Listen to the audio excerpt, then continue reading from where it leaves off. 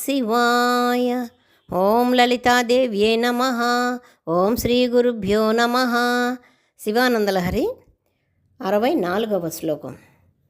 వక్షస్థాడనమంతకస్య కఠినాపస్మార సంవర్ధనం భూభృత్పర్యటనం నమత్సురశిరకోటీర సంఘర్షణం కర్మేదం మృదులస్య తావక పదద్వంద్వస్య గౌరీపతే మచ్చేతో మణిపాదుకా విహరణం శంభో సదాంగీకురు. ఈ శ్లోకంలో ఆచార్యుల వారు శివుణ్ణి ఎంతో ప్రార్థిస్తున్నారు. ఏ విధంగా అంటే శంభో సదా అంగీకురు, ఎప్పుడు కూడా నువ్వు అంగీకరించాల్సిందే ఇది అన్నారు. ఏమి అంగీకరించాలి? వక్షస్థాడనమంతకస్య కఠినాపస్మార సంవర్ధనం. మర్దించాడు అంటే ఈశ్వర, నీవు యమధర్మరాజు వక్షస్థలాన్ని తాండవం చేసావు, దాని మీద అంటే తాండనం చేశాడు ఆయన, దాని మీద తాండనం చేశాడు అంటే యమధర్మరాజు హృదయం మీద కాలు పెట్టుతూ వెనక్కి నెట్టాడు. ఏ టైంలో, ఏ సమయంలో అంటే మార్కండేయుడు ఈ లింగాన్ని ఆయన ఆయుష్ కోసం, తల్లిదండ్రుల కోసం ప్రార్థన చేసి ఆ లింగాన్ని కావలించుకుంటాడు యమధర్మరాజును చూసి భయపడి. అయినా యమధర్మరాజు వదిలిపెట్టకుండా ఆయన తీసుకెళ్తుంటే అప్పుడు ఈశ్వరుడికి తన భక్తుడిని ఈ విధంగా హింస పెడుతున్నాడని ఆగ్రహించి తాండనం చేశాడు. హృదయం మీద కాలు పెట్టి యమధర్మరాజు అవతలకి నెట్టేశాడంట. ఆ విధంగా అపస్మార అనేటువంటి కఠినమైనటువంటి ఒక రాక్షసుని కూడా కాళ్ళతో తొక్కి చంపావు. అయ్యో ఈశ్వర, భూభృత పర్యటనం, కైలాసం అంటే ఎక్కడైనా సరే వెండికొండది. కైలాసం అంటే వెండికొండ. ఆ వెండికొండలో నువ్వు తిరగాలి. కైలాస పర్వతంపై ఆ రాళ్ల మధ్యలో నడవాలి కదయ్యా.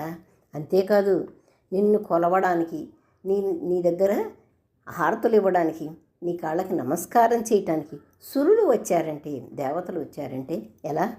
నమత్సురశిర కోటి సంఘర్షణం. నమత్సురశిర కోటీర సంఘర్షణం అంటే నమస్కారాలు పెట్టడానికి నీ పాదాల మీద తలలు ఉంచుతారు వాళ్ళు. అప్పుడు వారి తలలకుండి కఠినమైన మణులతో, అంటే మణులతో పొదగబడినటువంటి ఆ కిరీటాలు, ఆ రాపిడి తగులుతుంది నీ కాళ్ళకి. వాళ్ళు తల వంచంగానే నీ కాళ్ళకి వాళ్ళ తలకు ఉన్నటువంటి కిరీటాలు తగిలి అది కూడా నీకు నిప్పే కదయ్యా. మరి ఇది కూడా కష్టమే కదా స్వామి, కానీ తప్పదు. ఎందుకంటే ఇది తమ పనిగా అనుకుంటాయి. నీ పాదాలు అలా బాధపడ్డా కూడా అలా ఉండటం అనేది అవి తమ పనిగా అనుకుంటాయి. అంత మృదువైన పాదాలు ఎంత బాధపడుతున్నాయి స్వామి. ఓ గౌరీపతి, సరే ఏం చేద్దాం, తప్పదు. ఆ పాదాలకి అలా ఉండటం తప్పదు. అవి కూడా అది తమ బాధ్యతగా అనుకుంటున్నాయి. కాబట్టి మచ్చేతో మణిపాదుకే, మణులతో పొదగబడి చేసినటువంటి నా మనస్సు అనేటువంటి పాదరక్షలు మరీ గట్టిగా దృఢంగా ఉంటాయ్యా. అలాంటి ఈ పాదుకలని ధరించి విహరించవయ్యా గౌరీపతి. నాకు నా మనస్సు అనేటువంటి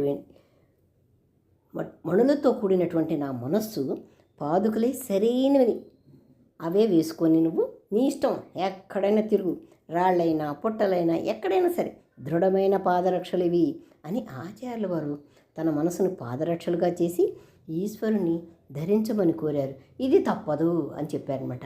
అంటే సదా అంగీకురు, ఇది అందుకని అది చెప్పారనమాట. సదా అంగీకురు, ఇప్పుడు కూడా నువ్వు ఇది ఒప్పుకోవాల్సిందే. నా మనస్సు అనేటువంటి దృఢమైనటువంటి నా మనసును ఇస్తున్నాను నీకు అని చెప్పడానికి, దృఢమైనటువంటి నా మనసును, మణులతో పొదిగినటువంటిది నా మనస్సు కూడా చాలా దృఢంగా ఉంది. నువ్వు రాళ్లల్లో తిరిగినా, రప్పల్లో తిరిగినా, సురులు వచ్చి నీ కాళ్ళ మీదకి దండం పెట్టినప్పుడు ఆ కిరీటాల బాధ కూడా ఉండదు. అందుకని నా మనస్సుని నీ పాదరక్షలుగా చేసుకోవయ్యా ఓ గౌరీపతి అని చెప్పి శంకరాచార్యులు వారు చెప్పారు. ఓం నమః శివాయ. ఓం శ్రీ గురుభ్యో నమః.